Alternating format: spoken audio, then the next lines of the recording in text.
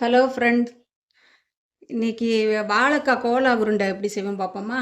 ஒரு வாழைக்காய் இது வேக வச்சிருக்கேன். குக்கரில் ஒரு விசில் விட்டு மஞ்சள் தூள் போட்டு உப்பு போட்டு வேக வச்சிருக்கேன். அது கடலை மாவு கொஞ்சம், வெங்காயம் கட் பண்ண வெங்காயம், பொடியா நறுக்குன கருவேப்பிலை, கொத்தமல்லி, கிரீன் சில்லி, அப்புறம் கிரேவிக்கு வெங்காயம் தனியாக கட் பண்ணி வச்சிருக்கேன். இதை அரைக்கிறதுக்கு தேங்காய், சோம்பு, பூண்டு, ஒரு தக்காளி அரைச்சிக்கலாம். இது வீட்டு குழம்பு மிளகாய்த்தூள், கரம் மசாலா, உப்பு. எப்படி செய்வோம் பார்ப்போமா? ஃபஸ்ட்டு ஒரு மிக்ஸிங் பவுலில் இந்த வாழைக்காவை இதை நல்லா தோல் எடுத்து உரிச்சிட்டு இதில் ஆட் பண்ணிக்கிடுவோம். நல்லா மசிச்சுக்கிடணும்.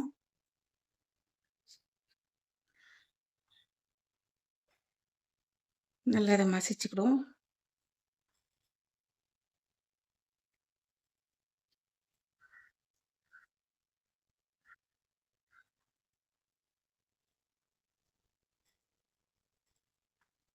இல்லைன்னா நீங்கள் துருவிக்கிடனாலும் துருவிக்கிடலாம். கிரேட்டரில் துருவினாலும் துருவிக்கலாம்.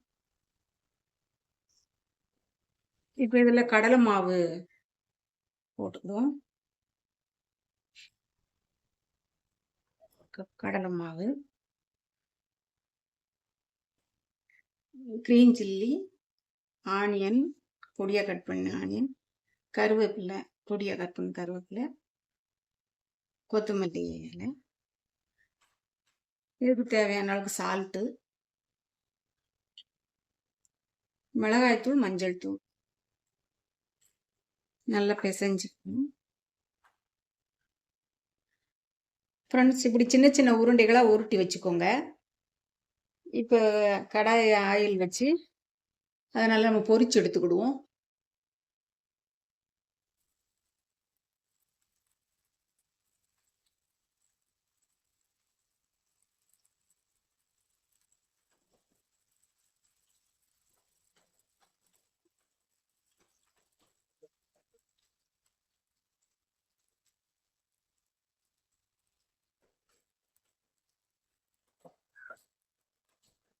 இன்னொரு ஸ்டவ்ல ரெடி ஆகிட்டு இருக்கட்டும். நம்ம கடாயில்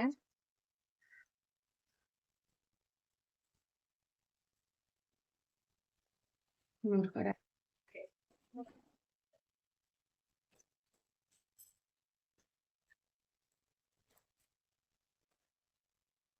கடுகு வந்து ஆட் பண்ணிக்கோங்க.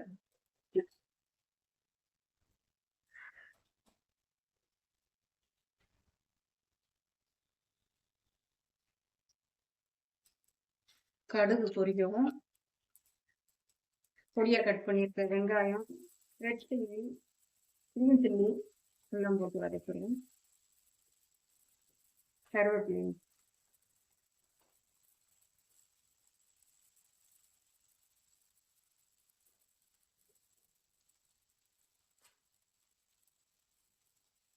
அப்படி இதை அரைச்சிட்டு வந்துடுறேன் ஃப்ரெண்ட்ஸ். தேங்காய், சோம்பு, பூண்டு, ஒரு தக்காளி அரைச்சிட்டு வந்துடுறேன். நான் அரைக்கலை, அரைச்சிட்டு வந்து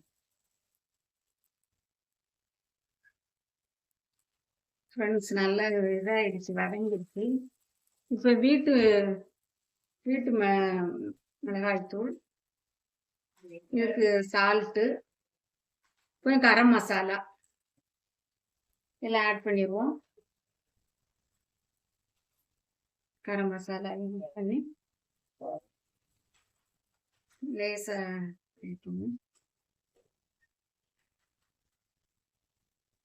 இப்போ நம்ம அரைச்சிட்டு வந்த தேங்காய் பேஸ்ட்டும் இதில் சேர்த்து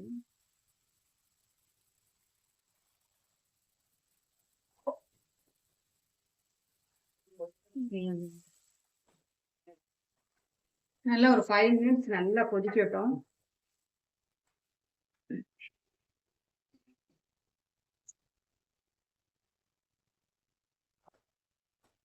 அந்த டயத்துல நம்ம இந்த சைடு பை சைடு திருப்பி வச்சிருவோம்.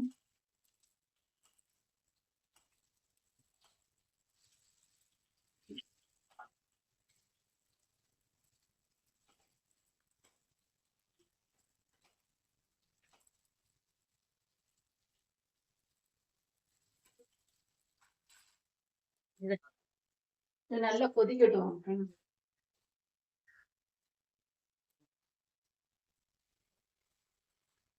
நல்லா தண்ணி நிறையா ஊத்தி,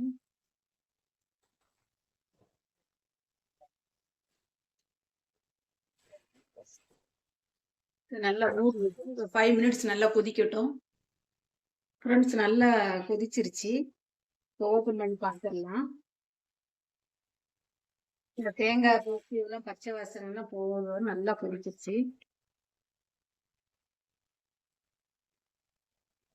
இப்போ நம்ம அந்த கோலா உருண்டை ஒண்ணு ஒண்ணா அதுல போட்டுடலாம்.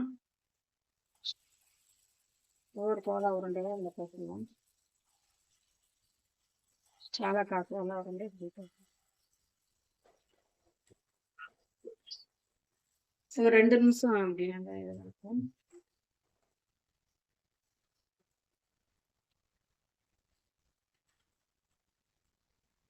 கொத்தமல்லி சூப்பரா வாழைக்காய் கோலா உருண்டை கிரேவி ரெடி ஆயிட்டு, குழம்பு ரெடி ஆயிடுச்சு. இப்போ சர்விங் பவுலுக்கு மாத்திரலாம்.